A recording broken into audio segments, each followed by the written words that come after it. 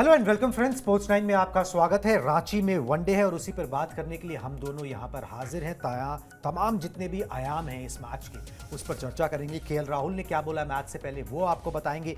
विराट कोहली सचिन का रिकॉर्ड तोड़ सकते हैं। रोहित शर्मा एक कमाल कर सकते हैं, 20,000 क्लब में शामिल हो सकते हैं। बहुत चुनिंदा खिलाड़ी ही उस क्लब में शामिल हुए हैं। कैसा वो एक्सक्लूसिव क्लब है उसके बारे में आपको जानकारी देंगे। और साथ में इंडिया वर्सेस साउथ अफ्रीका का व्हाइट बॉल क्रिकेट में ओडीआई फॉर्मेट में किस तरीके का रिकॉर्ड है वो भी आपको दिखाएंगे। तो सबसे पहले शुरुआत रांची ओडीआई से ही करते हैं, उसके बाद एक एक करके तमाम आयामों पर भी यहां पर आ जाएंगे। प्लेइंग 11 पिच का हाल भी आपको इसी ब्रॉडकास्ट में मिलेगा। सुपर संडे के दिन भारत की दक्षिण अफ्रीका से टक्कर। रांची में खेला जाएगा सीरीज का पहला वनडे मैच। 9 महीने के बाद घरेलू जमीन पर खेलेंगे रोहित और विराट। दोपहर 1:30 बजे जो है ये मुकाबला शुरू होगा और 7-8 घंटे का मुकाबला जो है वो वनडे मैच का हो ही जाता है, आपको पता है। टेस्ट सीरीज के बाद दक्षिण अफ्रीका के हौसले बुलंद है और टीम इंडिया को एक स्ट्रॉन्ग कमबैक जो है यहां पर करना है। फॉर्मेट अलग है मगर कमबैक तो करना पड़ेगा। कमबैक पर बात करें, इंडियन टीम के मोराल पर बात करें, प्रैक्टिस किस तरीके की बीती उस पर बात करें, उससे पहले हम ना आपको कुछ आंकड़े जो है वो दिखाना चाहेंगे। अब आंकड़े लेके आए जी, बैक टू बैक दोनों कि भारत और दक्षिण अफ्रीका के बीच किस तरीके के आंकड़े रहे हैं। ये टोटल वनडेयर्स की हम बात कर रहे हैं। 94 वनडे मैचेस दोनों टीमों के बीच में खेले गए। भारत ने 40 जीते, दक्षिण अफ्रीका ने 51 अपने नाम की। अगर हम बात करते हैं घरेलू जमीन पर मतलब भारतीय जमीन पर तो 32 मैच खेले गए हैं। भारत ने 18 जीते हैं, दक्षिण अफ्रीका ने 14 अपने नाम यहां पर किए। एक कांटे की टक्कर सी जो है ना दोनों टीमों के बीच में देखने को मिली है। अगर मुकाबले इंडियन सॉइल पर हुए हैं या फिर दक्षिण अफ्रीका की सॉइल पर हुए हैं या न्यूट्रल वेन्यूज पर भी आप उस तरीके से कह सकते हैं, उसी कांटे की टक्कर की उम्मीद रहेगी। और खास तौर पर जैसे दक्षिण अफ्रीका ने टेस्ट सीरीज जीती है, बड़े हुए हौसलों एक एक्स्ट्रा मोटिवेशन के साथ वो इस मुकाबले में इस सीरीज में उतरेंगे। बिल्कुल, क्योंकि देखिए घरेलू सरजमी पर क्लीन स्वीप करके जो है वो साउथ अफ्रीकी टीम आ रही है, तो डेफिनेटली यहाँ पर अगर हम टेस्ट फॉर्मेट के अलावा ओडीआई फॉर्मेट की बात करें और आंकड़े भी यही कह रहे हैं कि पलड़ा जो है वो थोड़ा सा भारी यहाँ पर साउथ अफ्रीका का नजर आ रहा है। और टिम्बा की कप्तानी में जिस तरीके से टेस्ट मैच में रिकॉर्ड रहे हैं, क्या वही रिकॉर्ड जो है ओडीआई में भी वो कायम करते दिखाई देंगे। बहुत सारी चीज़ें यहाँ पर हैं और सबसे बड़ी बात है कि जब आप घरेलू मैदान पर खेलते हैं और जब आप जो है वो क्लीन स्वीप करके आते हैं तो कहीं ना कहीं दिक्कतें आपके साथ बढ़ जाती हैं। लेकिन भारतीय टीम के साथ अच्छी बात यह है कि भारतीय टीम जो है वो कहीं ना कहीं अगर घरेलू सरजमी की ओडीआई फॉर्मेट की बात करें तो वहां पर पलड़ा जो है वो भारतीय टीम का भारी है। उम्मीद करते हैं कि ये मैच जो है वो एक कांटे की टक्कर यहां पर देखने को मिले, क्योंकि एक लंबे अरसे के बाद जो है वो लंबे इंतजार के बाद जो है वो घरेलू मैदान पर आपको रोको नजर आने वाले हैं। यानी कि 9 महीने के लगभग इंतजार के बाद जो है वो रोहित और विराट आपको यहाँ पर दिखाई देने वाले हैं और दोनों के रिकॉर्ड्स काफी बढ़िया यहाँ पर हैं। खासतौर पर विराट कोहली का बल्ला किस तरीके से चलता है ये भी देखना दिलचस्प होगा। आंकड़े भले ही कुछ कहें, लेकिन अगर आप हार से जो है वो आते हैं लौट के, फॉर्मेट कोई भी हो, लेकिन टेस्ट फॉर्मेट की बात करें अगर आप हार कर आते हैं तो कहीं ना कहीं जो इस फॉर्मेट में अगर भारतीय टीम के रिकॉर्ड्स की बात करें या फिर भारतीय टीम का प्रदर्शन करें या फिर बाकी प्लेयर्स की बात करें तो काफी बढ़िया है। तो उम्मीद करते हैं कि एक टफ फाइट यहाँ पर देखने को मिल सकती है। बिल्कुल जी, एक कड़ा मुकाबला जो है वो देखने को मिलेगा, मगर मुकाबला कहां पर हो रहा है ना वो भी मैटर करता है। पिच मैटर करती है, कंडीशंस मैटर करते हैं, किस तरीके की पिच है, किस तरीके की कंडीशंस होंगी। पिच रिपोर्ट पे फटाफट से आ जाते हैं। बारिश की कोई आशंका उस तरीके से है नहीं तो उसका आप ज्यादा कोई डर मत बनाइए, थोड़ा सा ठंडा ही माहौल है। रांची की पिच स्लो और स्पिन गेंदबाजों को करती है मदद, मतलब मिडिल ओवर्स में तो स्पिनर्स हावी हो जाते हैं। शुरुआत में थोड़ा बहुत जो है ना तेज गेंदबाजों के लिए होता है। पहले बल्लेबाजी करते हुए औसत स्कोर यहां पर 235-45 रन का है। बहुत हाई स्कोरिंग वेन्यू उस तरीके से नहीं है। 6 वनडे मैचेस यहां पर खेले गए हैं, 3 बार चेस करने वाली टीम को जीत मिली है। ओस पड़ने के आसार है और अगर ओस पड़ती है तो चेस करने में फायदा होता है, क्योंकि बल्ले पे गेंद आसानी से आती है। जो विरोधी स्पिनर्स होते हैं या विरोधी तेज गेंदबाज होते हैं उनको ग्रिप करने में मुश्किल होती है। तो 3 स्पिनर्स के साथ टीम इंडिया यहां पर जा सकती है। उस तरीके का ट्रैक जो है ये नजर आ रहा है। डे एंड नाइट का मुकाबला जो है ये रहेगा। बात करेंगे पिच के ऊपर, मगर उससे पहले रांची में इंडियन टीम का रिकॉर्ड वो आपके स्क्रीन पर डालते हैं। किस तरीके का रहा है, कितने मैचेस खेले, कितने में जीत यहां पर हासिल हुई है। 6 मैचेस खेले हैं जी वनडे, 3 जीते, 2 में हार मिली और 1 बेनतीजा यहां पर रहा है। पिच जिस तरीके की है थोड़ा सा स्पिनर्स को मदद करेगी मिडिल ओवर्स के अंदर, मगर टॉस यहां पर भी अहम रहेगा। और जब भी स्पिन का नाम आता है ना तो जो टेस्ट मैचेस में हुआ ना उसके बाद तो डर लगने लग गया है। ठीक है कि मतलब कि अगर स्पिनर्स का नाम आए ना तो अपने स्पिनर से ज्यादा ना दूसरों के अननोन स्पिनर से खौफ आने लग गया है कि पता नहीं भाई क्या ही हो जाएगा, क्योंकि यहाँ पर तो समझ ही नहीं आता ना। और इस टेस्ट सीरीज में तो और समझ नहीं आया कि वहां पर तो मार्को येंसन भी विकेट ले रहे हैं, तो स्पिनर भी ले रहे हैं, हार्मर भी ले रहे हैं, तो कैसे हो रहा है। अब वो आप कह सकते हो कि भाई टेस्ट फॉर्मेट था, वहां पर खेलना मुश्किल हो जाता है, मगर छोटे फॉर्मेट में कोई ऐसी दिक्कत नहीं हो रही है। वनडे फॉर्मेट हो, टी20 फॉर्मेट हो, टीम इंडिया अच्छा कर रही है। उम्मीद यही करते हैं कि एक अच्छा ट्रैक मिलेगा, चेस करने वाली टीम को थोड़ा सा फायदा होगा, मगर ट्रैक अच्छा है और इंडियन टीम यहाँ पर अच्छा करेगी। ट्रैक रिकॉर्ड इतना भी खराब नहीं है, मगर हाँ, बहुत बड़े स्कोर की उम्मीद यहाँ पर पहले बल्लेबाजी करने वाली टीम से नहीं लगानी चाहिए। बिल्कुल। और देखिए यहाँ पर प्रेस कॉन्फ्रेंस में केएल राहुल ने भी यही कहा कि पिच अभी उन्होंने नहीं देखी है, लेकिन हाँ, जो आंकड़े रहे हैं यहाँ पर, तो एक अच्छा मुकाबला यहाँ पर होने की उम्मीद है। और यही उम्मीद जो है वो हर कोई जता भी रहा है कि भाई टेस्ट मैच में जिस तरीके से आपको हार मिली है, और जो हम लगातार बात करें कि जो विकेट है वो थोड़ी सी यहाँ पर स्टार्टिंग में जो है वो तेज गेंदबाजों के फेवर में रहने वाली है, और फिर उसके बाद स्पिनर्स का यहाँ पर बोलबाला देखने को मिल सकता है। तो एक अच्छा मुकाबला होने की उम्मीद यहाँ पर जताई जा रही है। और टेम्बा जब भी मैदान पर आते हैं, या फिर जब भी भारतीय टीम के सामने या फिर किसी भी टीम के सामने आते हैं, उनके रिकॉर्ड्स काफी ज्यादा जो है वो अपने आप में बयां करते हैं। जिस तरीके का उनका रिकॉर्ड रहा है, खासतौर पर कप्तानी का टेस्ट मैच में, वो कमाल का रहा है। लेकिन क्या कुछ यहाँ पर कर पाएंगे, क्योंकि अपनी जमीन पर अगर आप मैच को हारते हैं, हालांकि फॉर्मेट अलग है, लेकिन फिर भी खिलाड़ी कुछ जो है वो आपको वहाँ पर देखते हुए मिलेंगे। और जो हालांकि जो रिकॉर्ड्स हम बता रहे हैं, जो कि मतलब जितने भी वनडे मैचेस खेले गए, वहाँ पर पलड़ा थोड़ा सा भारी साउथ अफ्रीका का, लेकिन अपनी सरजमी पर जो है वो भारतीय टीम कहीं आगे है। रांची के मैदान पर जो है वो कहीं ना कहीं अगर आप टॉस जीतते हैं, क्योंकि अभी तक जितने भी हम फॉर्मेट खेलते हुए आ रहे हैं, चाहे वो टी20 हो, टेस्ट मैच हो, या फिर ओडीआई हो, भारतीय टीम को जो है वो टॉस में हार ही अभी तक मिल रही है। तो क्या केएल की कप्तानी में कुछ यहाँ पर भारतीय टीम के फेवर में आने वाला है, ये भी बड़ा दिलचस्प होने वाला है। क्योंकि पिछला जो सीरीज हुआ था, पिछली जो सीरीज खेली गई थी, वहां पर भारतीय टीम ने जीत हासिल की थी, वहां पर एक बड़े अंतर से मैच को जीता था। और खासतौर पर अगर हम रांची की बात करें तो 2022 में जो मैच खेला गया था, वहां पर भारतीय टीम ने जो है वो जीत हासिल की थी साउथ अफ्रीका के खिलाफ। तो उम्मीद करते हैं कि एक अच्छा मैच, एक टफ फाइट यहाँ पर देखने को मिले।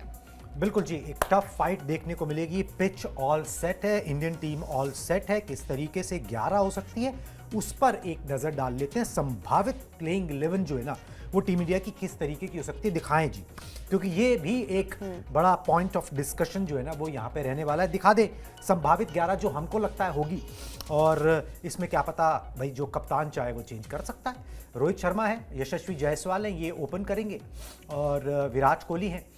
उसके बाद ऋतुराज गायकवाड़ को नंबर 4 पर मौका मिल सकता है। केएल राहुल फिर 5 या 6 पर खेल सकते हैं। नीतीश कुमार रेड्डी, वॉशिंगटन सुंदर, रविंद्र जडेजा, ये ऑलराउंडर्स हो गए आपके। 3 स्पिनर्स हो गए बेसिकली, कुलदीप, रविंद्र जडेजा, वॉशिंगटन सुंदर, हर्षित राणा, अर्शदीप आपके 2 पेसर हो गए। नीतीश कुमार रेड्डी को खिलाते हो तो तीसरा ऑप्शन भी आपको पेस में यहाँ पर मिल जाता है। हमें ये लगता है कि इस 11 के साथ इंडियन टीम जाएगी। मतलब ये कि भाई ऋषभ पंत को एक तो जगह नहीं दिख रही है, दूसरा ऋतुराज गायकवाड़ को ऐसा लगता है कि नंबर 4 पर सेट किया जाएगा। वैसे मूलतः आमतौर पर ओपनिंग करते, मगर यहाँ पर नंबर 4 पर सेट किया जाएगा।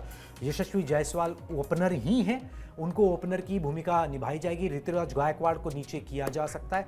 नीतीश कुमार रेड्डी की जगह आप कुछ ऊपर नीचे कर सकते हो कि अगर आप नहीं चाहते कि भाई आप कोई छोटा ऑप्शन उस तरीके से रखो तो आप किसी और को भी देख सकते हो, मगर मोटी मोटी 11 मुझे लग रहा है यही रहेगी।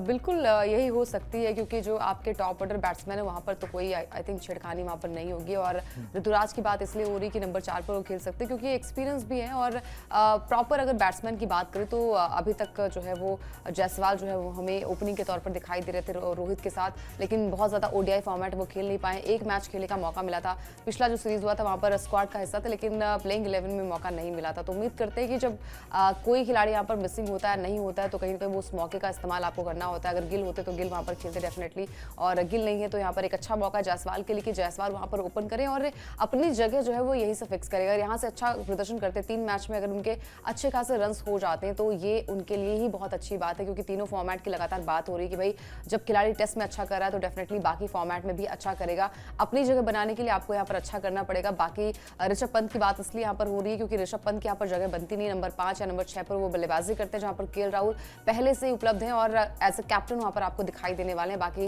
भारतीय टीम के पास 2 जो पेसर्स हैं, जहाँ पर अर्शदीप हैं और हर्षित राणा है, क्या कुछ वहाँ पर कर पाएंगे कमाल, वो भी देखना दिलचस्प होगा, क्योंकि सिडनी के मैदान पर तो हर्षित ने अच्छा किया था, क्या कुछ यहाँ पर कमाल करेंगे। हालांकि अर्शदीप ने भी अच्छा किया था, तो उम्मीद करते हैं कि एक अच्छी 11 होनी चाहिए भारतीय टीम। बिल्कुल जी, और एक बड़ी इंटरेस्टिंग सी बात है, केएल राहुल ने बोला कि I will be batting at number 6 that's what I have been batting. मतलब कि उन्होंने चैंपियंस ट्रॉफी में नंबर 6 पे की थी, वनडे फॉर्मेट था, बोल रहे थे मैं नंबर 6 पे ही करूँगा। अब देखिए होता क्या है, कितना गजब होता है कि जब आप टेस्ट टीम में थे तो वहाँ पर आप कोई कप्तान नहीं थे, आप उप कप्तान नहीं थे, you are not the one who is calling the shots.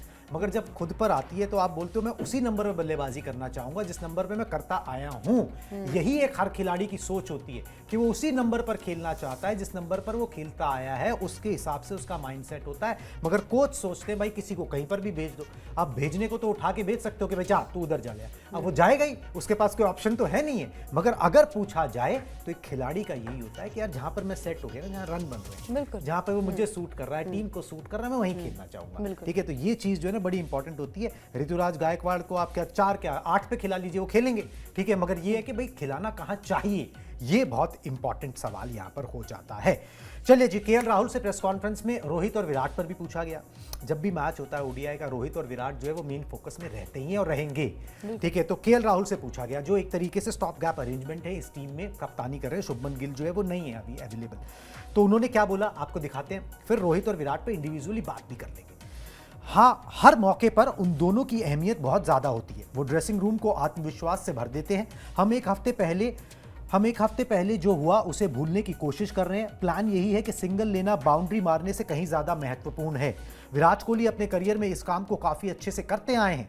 Dressing room में मेरी उनसे बात हुई है कि किस तरह से हम सभी को बेहतर करना है और वनडे क्रिकेट के वो मास्टर हैं। उनका ड्रेसिंग रूम में वापस आना काफ़ी शानदार है। तो एक सेंस ऑफ सिक्योरिटी, एक सेंस ऑफ कॉन्फिडेंस जो है ना बेसिकली केएल राहुल महसूस कर रहे हैं बिकॉज ऑफ रोको। क्वेश्चन होता है ना, कहीं पर आप टेस्ट क्रिकेट में खेल रहे हो, केएल राहुल पे रिस्पॉन्सिबिलिटी होती है कि भाई आप ही one of the senior most बल्लेबाज हो ही ऑलमोस्ट। ठीक है, मगर जब आप यहाँ पर आते हो, अब चाहे शुभमन गिल कप्तान हो या केएल राहुल कप्तान हो, यार एक राहत की सांस तो मिलती है कि चलो यार रोहित हैं, विराट हैं, एक तो पहले हम पे बंदूकें नहीं तनी हुई कि तुम्हें ही सब कुछ करना है, करना उनको है, आपको उनको सपोर्ट करना है, उनका साथ देना है, उनके साथ मिलकर करना है। वो सारा बोझ जो है ना वो आप पे नहीं लद जाता है। तो ये सेंस ऑफ सिक्योरिटी, एक रिलीफ ये लेकर आते हैं और हो सकता है इससे जो है वो डायनामिक्स यहाँ पर बदल जाए। जो टेस्ट क्रिकेट में देखने को मिला वो वनडे में ना देखने को मिला। बिल्कुल। और देखिए मतलब जब दो खिलाड़ी ऐसे होते हैं जो इतना सारा क्रिकेट का जो भंडार हम कह लें और इतना एक्सपीरियंस वो लेकर चलते हैं, तो कहीं ना कहीं आपके जो मुश्किलें वो कम हो जाती हैं। और इनके नाम से ही आपको पता है कि जब ये नाम सुर्खियों में आता है या फिर ये नाम जो है टीम इंडिया का एक अच्छा खासा मतलब इनका क्रिकेट करियर रहा है, तो आपको पता है कि भाई आगे आपके लिए मुश्किलें कम हो जाती हैं। इनका एक्सपीरियंस मैटर करता है, जहाँ पर आप फंसते हैं, आप किस तरीके से मैच को आगे तक लेकर जाते हैं या फिर किस तरीके से मैच में जो है वो आगे बढ़ना है और मैच को अपनी तरफ लेना है, वो भी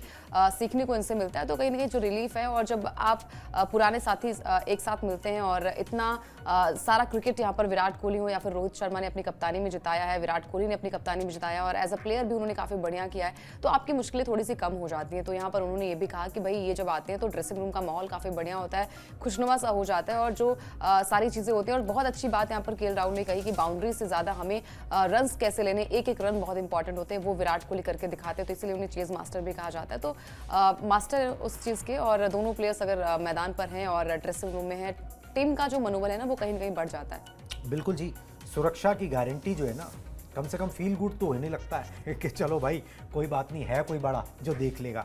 ठीक है, वो भी एक कई बार जो है ना बड़ा राहत देता है, वो बोझ जो है ना आपके कंधों से हटता है। चलिए जी, अब बात करते हैं रोहित और विराट के पास अचीव करने को क्या है, हमेशा ही रहता है, कौन सी नई बात है। कोई भी मैच आ जाए, एक मैच से अचीवमेंट ना खड़े होते हैं लाइन से कि आप रन बनाओ सर, उसके बाद जो है ना सारी उपलब्धियां आपकी होती चली जाएंगी। चलिए क्या होगा अगर रोहित और विराट रन बनाएंगे। पहले रोहित की बात करते हैं फिर विराट पे आएंगे। अगर रोहित शर्मा से रन बनते हैं रांची में तो होगा क्या। इंटरनेशनल क्रिकेट में रोहित कर सकते हैं बड़ा कारनामा। रोहित शर्मा के नाम 502 इंटरनेशनल मैचेस में 19,902 रन है। 20,000 रन पूरे करने से वो सिर्फ 98 रन दूर है। मतलब अगर शतक बना दें या शतक से चूक जाए, नर्वस 98 में आउट हो जाए, तो 20,000 क्लब में जो है वो शामिल हो जाएंगे। 20,000 क्लब में शामिल अभी तक सिर्फ 13 खिलाड़ी हैं अगर आप ओवरऑल इंटरनेशनल क्रिकेट की बात करें तो, और इंडिया के वो चौथे खिलाड़ी होंगे जो 20,000 क्लब में शामिल होंगे। एक बड़ी अचीवमेंट है, इतना ये कोई आसान काम नहीं है। जिसने 10,000 रन भी बनाए होते हैं ना अंकिता, वो बहुत बड़ा खिलाड़ी होता है। और 20-20 हज़ार रन बनाना ना, और उसके बाद भी आपका मीटर ऑन है, बिल्कुल। ठीक है, ऐसा नहीं है कि भाई आप थक गए, you are done, you are dusted, you are exhausted, ऐसा कुछ भी नहीं है। एक बार वो ग्राफिक्स भी दिखा दे कि भाई 20,000 क्लब में कौन कौन से भारतीय जो है वो शामिल हैं और उसमें रोहित शर्मा का नाम जो है वो इंक्लूड हो सकता है। बिल्कुल। सचिन तेंदुलकर की बात करें तो तो नेक्स्ट ही लेवल है, वो 30,000 क्लब। बिल्कुल तीसरा का। विराट कोहली की बात करें तो 553 मैच में 27,673 रन है। राहुल द्रविड़ की बात करें तो 509 मैच में जो है वो 24,208 रन है। और रोहित की बात करें तो 502 मैच में 19,902 रन है, यानी कि 98 रन दूर हैं अपने 20,000 क्लब में एंट्री पाने के लिए। और ये दर्शाता है कि जब प्लेयर्स की बात आती है, जब बड़े प्लेयर्स की बात आती है, दिग्गज प्लेयर्स की बात आती है, तो उस लिस्ट में शुमार जो है वो रोहित कहीं ना कहीं अपने आप को कर पाते हैं और एक और रिकॉर्ड, वर्ल्ड रिकॉर्ड बना सकते हैं यहाँ पर शाहिद अफरीदी के रिकॉर्ड को तोड़ते हुए। ओडीआई फॉर्मेट में सबसे ज्यादा सिक्सेस का रिकॉर्ड, यानी कि 3 छक्के लगाते ही वो ये रिकॉर्ड अपने नाम कर लेंगे। तो बहुत सारे रिकॉर्ड्स बनने वाले हैं। और ओवरऑल कुणाल यहाँ पर 600, अगर हम 42 छक्के इंटरनेशनल मैच में उनके हो चुके हैं, 8 छक्के लगाते हैं उनके 650 हो जाएंगे। हालांकि अभी भी वो टॉप पर ही हैं, लेकिन फिर भी अपने आप में जब भी ये दोनों खिलाड़ी मैदान पर आते हैं, एक अलग तरीके का जोश होता है, उत्साह होता है। और फैंस ये चाहते हैं कि भले ही प्लेयर्स का बल्ला ना चले, 1-2 बार जो है वो माफ किया जा सकता है, लेकिन जब बल्ला चलता है तो आपको पता है कि भाई फिर किस तरीके से तूफानी अंदाज में दोनों प्लेयर्स नजर आते हैं। तो उम्मीद करते हैं एक अच्छा मुकाबला, एक अच्छा मैच यहाँ पर देखने को मिल सकता है। बिल्कुल, और टीम इंडिया जबरदस्त वापसी कर सकती है। जो टेस्ट क्रिकेट में हुआ वो ओडीआई क्रिकेट में ना हो, इसको सुनिश्चित करने के लिए आपके 2 एक्सपीरियंस खिलाड़ी जो है ना वो आ चुके हैं, रोहित और विराट। और उनके साथ साथ जो है वो रिकॉर्ड्स का भरमार, वो फैंस की दुआएं, वो सब चीज़ें भी आती हैं जो भी मैटर यहाँ पर ज़रूर करती हैं। चलिए जी, अब बात विराट कोहली की करते हैं। ठीक है जी, विराट कोहली के पास भी कुछ अचीव करने को है। दिखाएं जी विराट कोहली तोड़ सकते हैं सचिन का रिकॉर्ड।